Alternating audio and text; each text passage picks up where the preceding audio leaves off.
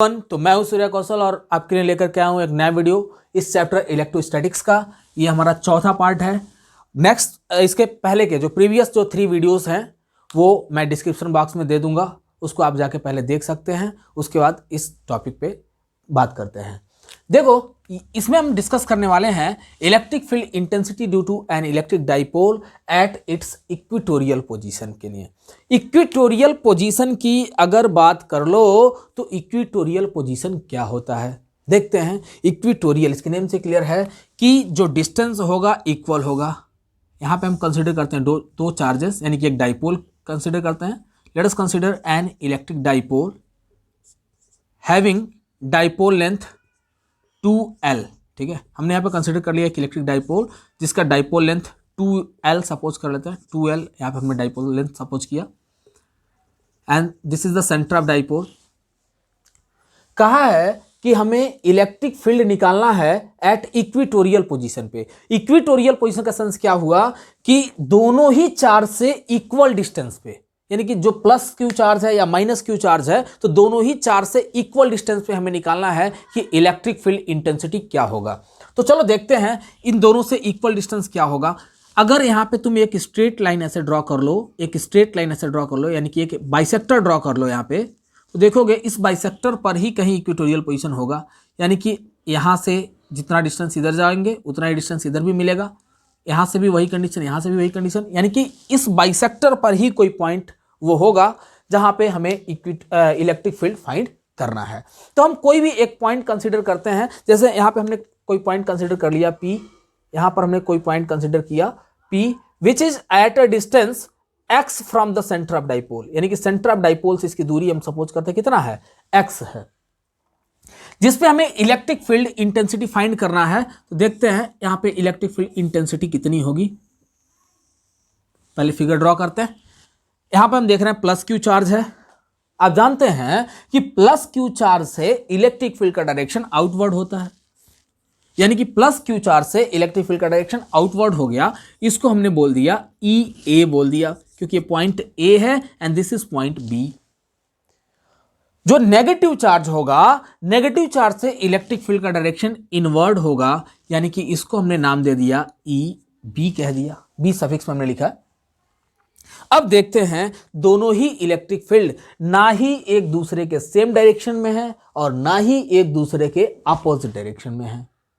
अब क्या करें, इस कंडीशन में हमें इन दोनों का कंपोनेंट निकालना पड़ेगा। देखो कंपोनेंट कैसे निकालते हैं। आप जानते हैं कि अगर मान लो हमने किसी बॉडी पे एक फोर्स लगाया, F हमने फोर्स लगाया, जिसके 2 कंपोनेंट आप निकालते थे। अगर ऑब्लिकली अगर कोई फोर्स लग गया थीटा डिग्री से, तो इसका एक वर्टिकल कंपोनेंट होता है जिसको F साइन थीटा कर सकते हो, और एक होता है हॉरिजॉन्टल कंपोनेंट जिसको बोल सकते हैं F कॉस थीटा। ठीक है, तो वही कंडीशन यहां पर भी होगा। क्या करो, यहां पे ये एंगल दिया हुआ थीटा, तो 2 कंपोनेंट निकालते हैं। एक हो गया हमारा हॉरिजॉन्टल कंपोनेंट, हॉरिजॉन्टल कंपोनेंट मिलेगा EA कॉस थीटा, और जो वर्टिकल कंपोनेंट होगा, वर्टिकल कंपोनेंट मिल जाएगा EA साइन थीटा। ठीक है, और जो दूसरा चार्ज है माइनस क्यू चार्ज, इसको हमने बोला माइनस क्यू चार्ज का इलेक्ट्रिक फील्ड जो है, इसका भी 2 कंपोनेंट निकालते हैं। एक हॉरिजॉन्टल कंपोनेंट हो गया, यानी क्या होगा थीटा, तो ये एक हो गया horizontal component EB cos theta, और दूसरा है EB sine theta, EB sine theta. दोनों चार्जेस के मैग्नीट्यूड यहां पर इक्वल है, और यहां से अगर हम पोजीशन की बात कर लें, पॉइंट A से P तक का दूरी B से P तक के डिस्टेंस के बराबर होगा, यानी कि AP will be equal to BP। क्योंकि देख लो यहाँ पे पाइथागोरस थ्योरम अगर आप अप्लाई करते हैं तो यहाँ पे मिलेगा आपको x plus L to the x square plus L square to the whole root. ये वैल्यू हमें यहाँ पे मिल जाएगा, क्योंकि यहाँ पे परपेंडिकुलर x है और बेस क्या होगा, यहां से लेके यहां तक का डिस्टेंस होगा L, क्योंकि ये सेंटर है। सेम कंडीशन यहां पर भी देख लो, यहां पे डिस्टेंस मिल जाएगा x square plus L square and whole to the root. तो हम देख रहे हैं कि दोनों ही चार्जेस का मैग्नीट्यूड एज वेल एज अगर हम डिस्टेंस की बात करें from point P, both are equal. So both electric field will be equal. Here EA sin theta will be equals to EB sin theta and EA cos theta will be equals to E B cos theta. Opposite direction में कुछ ऐसे है, देखो E A cos sine theta ऊपर की तरफ है और ई बी साइन थीटा नीचे की तरफ है, तो दोनों ही एक दूसरे को बैलेंस कर देंगे, यानी कि दोनों कट कर दिए एक दूसरे को, और यहां पे बचा ई ए कॉस थीटा और दूसरा क्या बचा, E B cos theta, and both are in the same direction. So we can see here net electric field will be equals to, according to superposition principle, net electric field will be equals to EA cos theta plus EB cos theta. ये बताओ यहां पर EA sin theta EB sin theta एक दूसरे को balance कर दिया, तो फिर यहां पे लिखने की कोई जरूरत है? बिल्कुल भी लिखने की जरूरत नहीं है, लेकिन जब भी आप डिराइव करोगे तो उसको मेंशन करना ड्यूरिंग एग्जामिनेशन. देखो ये भी बहुत ही इंपॉर्टेंट क्वेश्चन है आपके बोर्ड के पॉइंट ऑफ व्यू से, जो कि हमने पहले वीडियो में बताया था आपको कि electric field due to axial and equatorial position, ये दोनों ही टॉपिक हमारे बोर्ड एग्जामिनेशन की पॉइंट ऑफ व्यू से वेरी वेरी इंपॉर्टेंट टॉपिक हैं.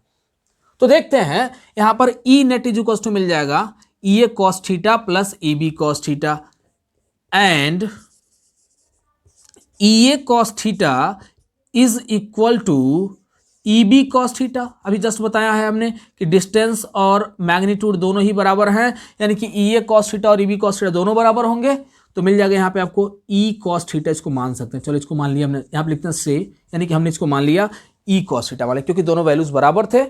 सो here we will get E net equal to E A cos theta की जगह पे ई कॉस थीटा हो जाएगा और ई बी कॉस थीटा के जगह पर भी ई कॉस थीटा हो जाएगा.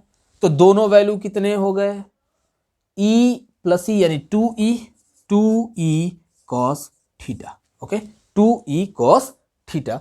Now we will put the value of E and cos theta here. तो देखते हैं क्या मिलेगा हमें. E net is equal to मिल जाएगा, E net is equal to 2 into what is the value of E. आपने प्रीवियस वीडियो को नहीं देखा तो वहां पे जाके देख सकते हैं, वहां पर हमने इलेक्ट्रिक फील्ड का वैल्यू फाइंड किया था और इस इलेक्ट्रिक फील्ड का वैल्यू था के क्यू बाई आर स्क्वायर. यहां पर आर कितना है, आर अगर आप डिस्टेंस की बात करें, यानी कि पॉइंट ए से लेकर के पी तक का जो डिस्टेंस है यह है root X square plus L square. तो यहां पे आर स्क्वायर के जगह पे क्या लिखते हैं, root X square plus L square to the whole square. यहां पे हमने सिर्फ मैग्नीट्यूड को लिखा भाई साहब.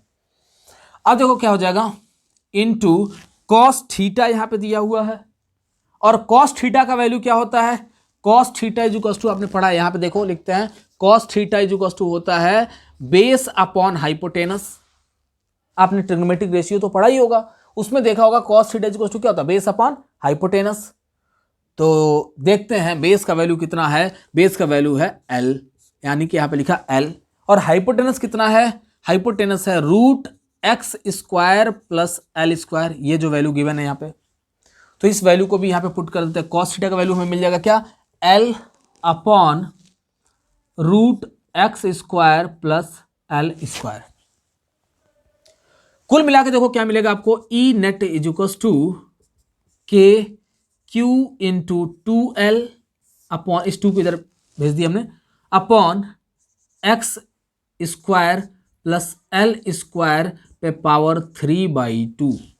कहोगे सर पावर 3/2 कैसे हुआ, इस स्क्वायर ने रूट को मार दिया, यानी कि रूट और स्क्वायर दोनों हट गए, क्योंकि जब भी हम किसी रूट का स्क्वायर करते हैं तो वैल्यू खुद आ जाती है. और यहाँ पर पावर कितना, रूट है, रूट का मतलब कितना है, x square plus L square पे पावर 1/2 है. और जब भी हम दो सेम वैल्यू को मल्टीप्लाई करते हैं तो उसके पावर को क्या कर दिया जाता है, ऐड कर देते हैं. तो यहाँ पे पावर 1 और यहाँ पे पावर कितना है, 1/2 है, तो 1 + 1/2 मिल करके कितना हो जाएगा, 3/2. यानी कि यहाँ पे हमने क्या लिख दिया value, 3/2. So E net will be equal to what is the value of K here, 1/4 pi epsilon naught into P upon, P क्या है, electric dipole moment, upon X square plus L square and whole to the power 3/2. हमें यहाँ पे एक formula मिल गया electric field के लिए. ये जो है इक्वेटोरियल पोजीशन के लिए हमने यहाँ पे ई नेट निकाला है, इक्वेटोरियल पोजीशन के लिए. अब देखो यहाँ पे अगर हम एक केस सपोज करते हैं, if dipole length is very very less than the distance x, so L square will be neglected and we will get E net is equals to 1/4πε0 into P upon X cube. कहोगे sir P upon X cube कैसे आया? L square इधर neglect हो गया और 2 से 2 cancel, बचा क्या 3, इसलिए हमने यहाँ पे लिख दिया x⁻3। ये हमें मिल गया total electric field at equatorial position. इस डेरिवेशन के हिसाब से हमें दिखाई दे रहा है कि इलेक्ट्रिक फील्ड यानी कि जो यहाँ पे जो इक्वेटोरियल लाइन के लिए अगर जो इलेक्ट्रिक फील्ड की बात कर लो, ये भी डिस्टेंस के क्यूब के इन्वर्सली प्रोपोर्शनल होगा। यानी कि अगर हम डिस्टेंस को डबल कर दें तो इलेक्ट्रिक फील्ड 10 टाइम्स क्या हो जाएगा, 10 टाइम्स डिक्रीज, सॉरी 8 टाइम्स, जो यहाँ पे अगर हम इसको डबल कर दें तो जो इलेक्ट्रिक फील्ड की वैल्यू है वो 8 टाइम्स डिक्रीज हो जाएगी, क्योंकि 2 का क्यूब करोगे तो 8 टाइम डिक्रीज हो जाएगा। अब आते हैं हम लोग दूसरे टॉपिक पे। इसमें हम बताएंगे एक्सियल और इक्वेटोरियल पोजीशन के इलेक्ट्रिक फील्ड में क्या रिलेशनशिप होता है। तब तक के लिए रफ करते हैं इसको। Now we are going to discuss the relation between E axial and E equatorial. As we know that E axial is equals to 1/4πε0 into 2p upon X cube. आपने फाइंड किया था इस वैल्यू को कि E axial is equals to 1/4πε0 into 2p X cube हो जाएगा। And E equatorial is equals to क्या मिलेगा? E equatorial is equals to मिल जाएगा आपको 1/4πε0 into p upon X cube. Okay, यहां पे क्या करते हैं, इक्वेशन फर्स्ट को इक्वेशन सेकंड से डिवाइड कर देते हैं। On dividing equation first by equation second we get, देखो क्या मिल जाएगा हमें, E axial upon E equatorial is equals to मिलेगा 1/4πε0, ये ई एक्सियल का वैल्यू है, into 2p upon X cube whole divided by 1/4πε0 into p upon X cube. जरा ध्यान दो, यहाँ पे 1/4πε0 ने 1/4πε0 को कैंसिल कर दिया, p ने p को कैंसिल किया और एक्स क्यूब ने एक्स क्यूब को। क्या मिल गया आपको? E axial is equals to 2 into E equatorial, 2 into E equatorial. देख लो यहाँ पे 2 बच गया है, तो 2 से हमने क्या कर दिया, ई इक्वेटोरियल को मल्टीप्लाई कर दिया और हमें मिल गया E axial is equals to 2 into E equatorial. इससे क्या सेंस मिला हमें कि अगर हम सेम डाइपोल की बात कर रहे हैं, अगर कोई इलेक्ट्रिक डाइपोल है, उस इलेक्ट्रिक डाइपोल से सेम डिस्टेंस पे ई एक्सियल निकालते हैं और जितना डिस्टेंस पे ई एक्सियल निकाले हो उसी के डिस्टेंस के बराबर अगर आप ई इक्वेटोरियल भी फाइंड करते हो तो जो ई इक्वेटोरियल होगा वो ई एक्सियल के हाफ आएगा। ऐसे कह सकते हो कि जो ई एक्सियल होगा वो ई इक्वेटोरियल के डबल होगा। ओके, अब आते हैं अपने नेक्स्ट टॉपिक पे। अब देखो हमारा न्यू टॉपिक है torque acting on an electric dipole. देखो कोई भी इलेक्ट्रिक डाइपोल है, उस इलेक्ट्रिक डाइपोल का अगर आपको टॉर्क फाइंड करना है, अच्छा टॉर्क कब उत्पन्न होगा ये सोचो, टॉर्क कब उत्पन्न होगा?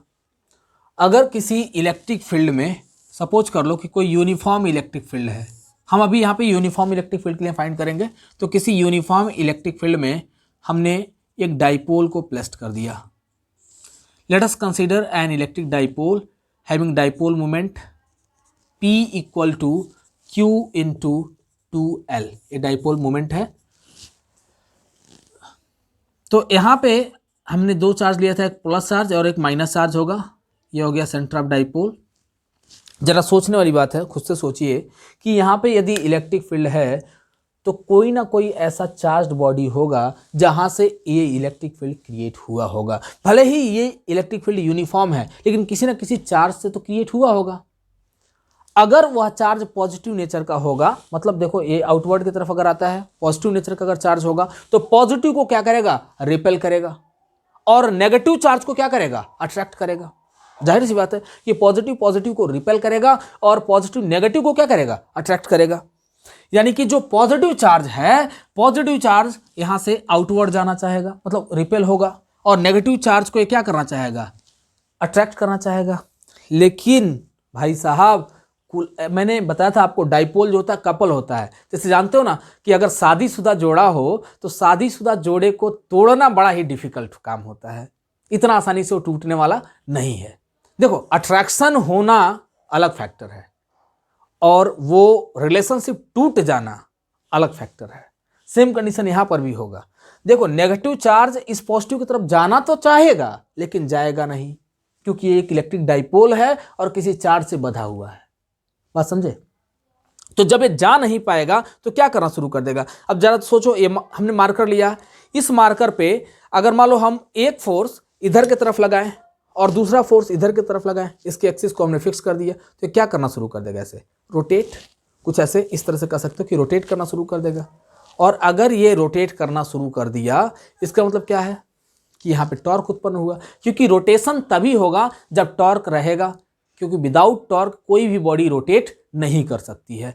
यानी कि यहाँ पर देखोगे कि जो टॉर्क उत्पन्न हुआ है, इसी टॉर्क को हमें फाइंड करना है, इसी टॉर्क को हमें फाइंड करना है। ये डिस्टेंस है 2L, तो इसका वर्टिकल कंपोनेंट होगा, ये एंगल है थीटा। अच्छा, ये एंगल जो है इलेक्ट्रिक फील्ड के रिस्पेक्ट में है, इलेक्ट्रिक फील्ड क्योंकि बहुत सारे हैं इलेक्ट्रिक फील्ड लाइन्स, तो इलेक्ट्रिक फील्ड के रिस्पेक्ट में एंगल थीटा है। ये डिस्टेंस 2L है, तो ये हो जाएगा 2L साइन थीटा, और इसका वैल्यू क्या मिलेगा 2L कॉस थीटा। ये होगा हॉरिजॉन्टल कंपोनेंट और ये क्या हो जाएगा vertical component. As we know that the value of torque is equals to, torque बराबर क्या होता है, मतलब जिस टॉर्क के कारण ये रोटेट होना शुरू हुआ, अब हम उस टॉर्क को फाइंड करते हैं। तो देखो, टॉर्क इज इक्वल्स टू क्या होता है, फोर्स इनटू परपेंडिकुलर डिस्टेंस।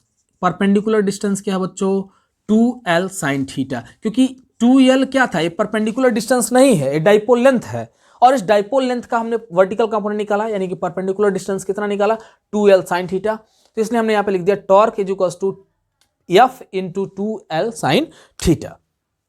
एक और चीज देखो, यहाँ पे फोर्स इज इक्वल्स टू होता है, but force is equals to होता है Q इंटू E। सोच रहे होगे सर ये फार्मूला कहाँ से आया, ये तो हमने देखा ही नहीं था। अरे इलेक्ट्रिक फील्ड तो पढ़ा था ना, इलेक्ट्रिक फील्ड में मैंने क्या बताया था, electric field is equals to होता है force per unit charge.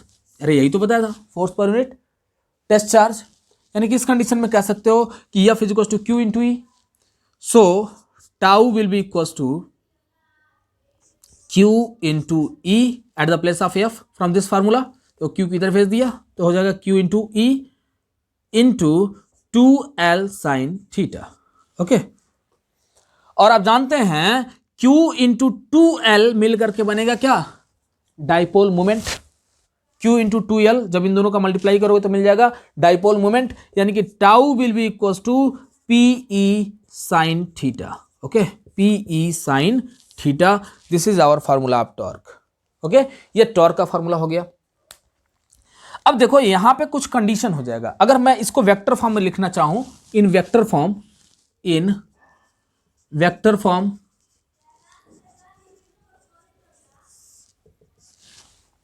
Tau will be equals to, अच्छा जरा सोचो यहां पे आया PE साइन थीटा, तो कौन सी क्वांटिटी हुआ, ये वेक्टर क्वांटिटी होता है। जो टॉर्क होता है, टॉर्क वेक्टर क्वांटिटी होता है, और टॉर्क का SI यूनिट देखो क्या होता है, टॉर्क का SI यूनिट होता है SI यूनिट ऑफ टॉर्क। तो फोर्स का SI यूनिट न्यूटन, और डिस्टेंस का क्या होता है मीटर, यानी कि न्यूटन मीटर। ओके, फोर्स का SI यूनिट होता है न्यूटन मीटर। तो यहाँ पे देख रहे हो फार्मूले में आया PE sine theta, means torque जो है वेक्टर क्वांटिटी है, यानी मिल गया tau is equals to vector P into E, यानी कि जो क्रॉस प्रोडक्ट है P और E के क्रॉस प्रोडक्ट को हम लोग क्या बोलते हैं, टॉर्क बोलते हैं। ओके, इसके लिए देखो कुछ केसेस हैं, कुछ स्पेशल केसेस हैं, वो बताता हूं आपको। स्पेशल केसेस देखो कौन कौन से। पहला केस है case 1, if theta is equals to 0 degree. अगर सपोज कर लो कि इलेक्ट्रिक फील्ड और चार्ज के बीच का जो एंगल बन रहा है थीटा, अगर इस थीटा की वैल्यू 0 हो जाए, अगर 0 हो जाए तो क्या होगा, then tau will be equals to P into E, और साइन 0 का वैल्यू होता है 0, तो साइन 0 का वैल्यू 0 होगा, यानी कि हो जाएगा 0, यानी टाउ कितना मिल गया 0। Means we can say if the angle between dipole moment and this electric field is 0 degree, then the value of torque will be also equal to 0. Okay, case 2 देखो क्या होगा। केस 2,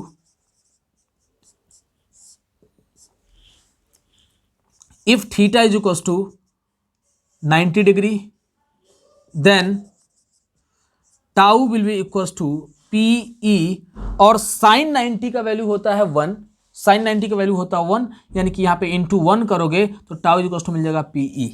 ओके, और ये होता है maximum value, this is the maximum value of torque, maximum torque होगा ये। तो सिंपली हमने देखा, बहुत ही आसानी से हमने टॉर्क को डिराइव किया। टॉर्क देखो हमारे बोर्ड के पॉइंट ऑफ व्यू से अगर देखोगे तो टॉर्क भी बहुत ही इंपॉर्टेंट है। टोटल 4 इक्वेशन टॉर्क के मिलेंगे आपको।